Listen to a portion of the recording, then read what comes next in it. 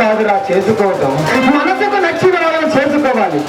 మనసుకు నచ్చిన అమ్మాయితోనే బ్రతకాలి, ఆమెతోనే సావాలి. అదేరా ప్రేమంటే. పెళ్ళంటూ జరిగితే సంధితోనే జరుగుతుంది. ఇదే నా ఆకర్షణ. పెళ్ళంటే కేవలం 3 ముళ్ళు మాత్రమే కాదురా, 7 జన్మల బంధం. జన్మ జన్మల మనుషులు ముడి వేసే పవిత్ర బంధం. వచ్చి నీకు దండం పెడతాను. ఆ అమ్మాయికి అన్యాయం చేస్తే ఆ ఉసురు నీకు తప్పగా తగులుతుంది రా వంశీ. కాదు, నాకు ఇంకేం కావాలరా? నీతో స్నేహం చేసిన నేరానికి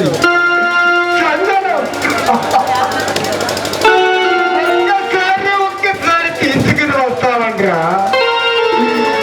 నన్ను నేసిగా చిత్రించగరా. నా భగవంతుడిని ఎలా ప్రశ్నించాలో అర్థం కాని నాకు నిన్ను ఎలా చిత్రించమంటావు? వెళ్తాను, సంజను తీసుకురావడం కోసం వెళ్తాను. కానీ నాకు ఒక మాట ఏమిట్రా ఏమిట్రా? తండ్రి కోసం నా ప్రాణాలైనా ఇస్తాను. వంశీ, ప్రేమ కోసం తాజ్మహల్ కట్టాడు ఒక చక్రవర్తి. శ్రీరామ్ జ్ఞాపకాల కోసం భాగ్యనగరం నిర్మించాడు మరొక చక్రవర్తి. కానీ ప్రేయస్ కోసం ఏమి జీవితాన్ని అర్పించాడు అనేటువంటి ప్రేమికుడు ఏ చరిత్ర పుస్తకాల్లో దొరకడురా. చిన్నాళ్ళు ప్రేమంటే కేవలం ఆకర్షణ అనుకున్నాను. కానీ నిన్ను చూసిన తర్వాత ప్రేమ మీద గౌరవం ఏర్పడింది. వంశీ, తీసుకున్నాను.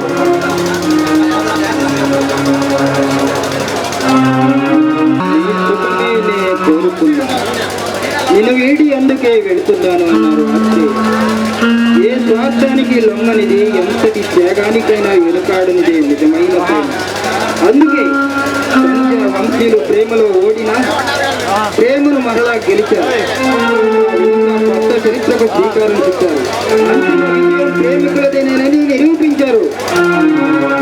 చివరిగా ఒక మాట, భారత స్త్రీకి ప్రపంచమంతా తల వంచని నమస్కరిస్తుంది. ఆమె అమృత బొట్టు తూర్పున వెలిగించే సూర్యుడని మానవ జాతి నమ్ముతుంది. సంజ జీవితం ఎలా నడి వీధిలో నిలబడితే అది జాతికే అవమానం. సంజ లాంటి ఆడపడుచులు నిత్యం ఈ సమాజంలో మన చుట్టూ ఎందరో కొందరు చూస్తూనే ఉన్నారు. ఇంకొందరు సావలేక వాళ్ళు కోరుకునేది మీ సానుభూతి కాదు, మీ కన్నీళ్లు అంతకన్నా కాదు. వాళ్ళ బ్రతుకుకు తోడుగా నిలిచే ప్రేమికుణ్ణి ప్రేమించిన వాడు పోసే దోషుడు తలంబ్రాలు.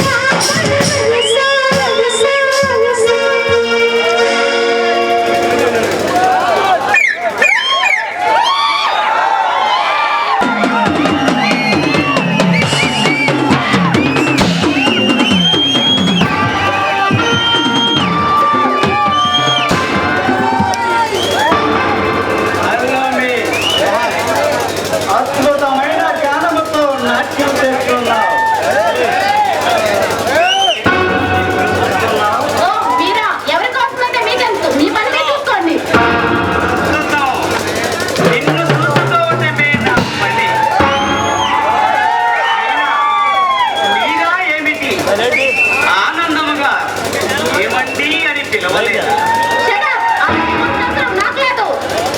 పిలిపించుకోవాల్సిన అవసరము నాకుంది. మరీ అంత కోపం ఎందుకు మేడం? ఇప్పుడు చేయలేదే. ఈ పుష్పగుచ్చం తీసుకోండి.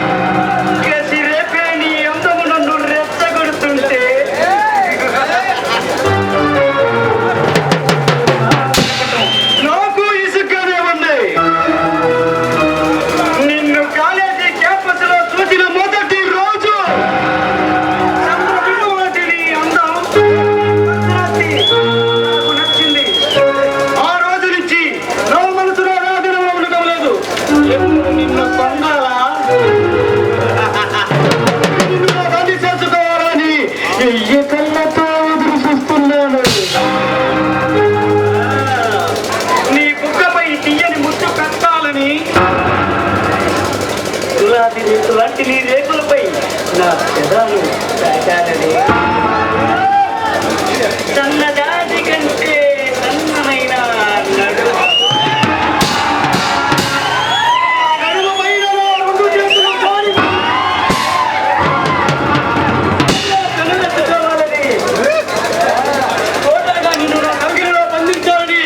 ఇప్పటి నుంచో నిరీక్షిస్తున్నాను.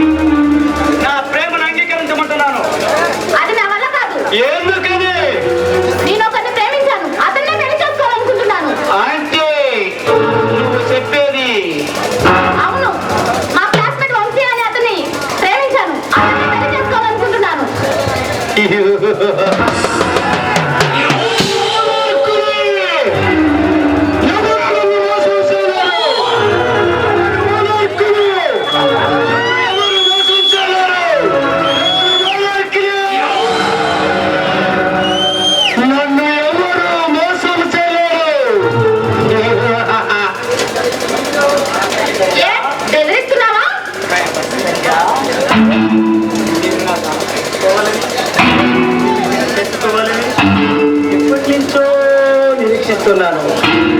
కానీ నువ్వు ఎవరినో చేసుకుని వెళ్ళిపోతావు. సంజ, నువ్వు ఎవరిలో పెళ్లి చేసుకుని వెళ్ళిపోతాను అంటుంటే చేతులు మడుచుకుని ఎలా ఉంచుకుని దానికి ఎలా తీసుకుని పోవడానికి కాదా? ఎవరు పేరు చెబితే భూమంతకు బద్దలవుతుందో, ఎవరు పేరు చెబితే సైతమ పేరు చెబితే ఓపికొస్తారు.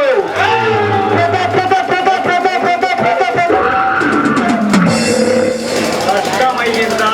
నువ్వు నన్నేమీ చేయలేవు. మర్యాదగా నీ పనులు చూసుకుంటే చాలా మంచిది.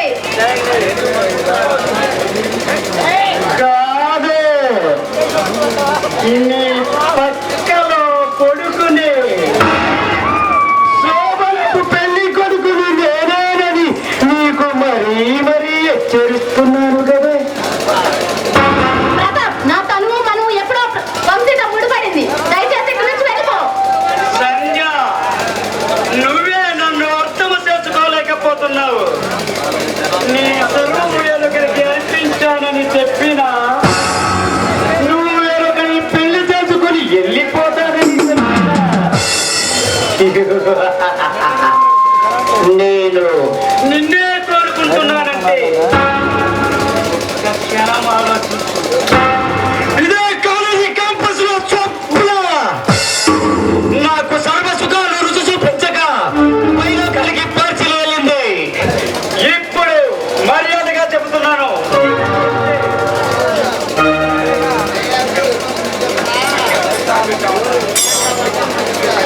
మనసు మార్చుకొని మర్యాదగా నన్ను ప్రేమించు.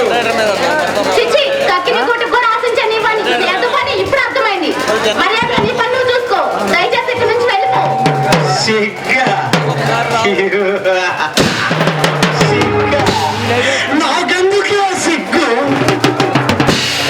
నీ జీవితం నాతో సర్వనాశనం అయిపోయిన రోజున సిగ్గుపడి నువ్వే చచ్చిపోతావు. చూడు ప్రతాప్, నీకు నా మీద ప్రేమ ఉండొచ్చు, నా అందం మీద మోజు ఉండొచ్చు, కానీ నేను మాత్రం వంశీనే ప్రేమించాను. అతన్నే పెళ్లి చేసుకుంటాను. పదే 10 సార్లు నన్ను మర్చిపోయి నాకు చెప్పకపోతే నువ్వే ఆ వంశీగాన్ని మర్చిపోయి నన్ను పెళ్లి చేసుకోవచ్చుగా. అది అసంభవం. మగండి, వాడి దగ్గర ఉన్నదేమిటి?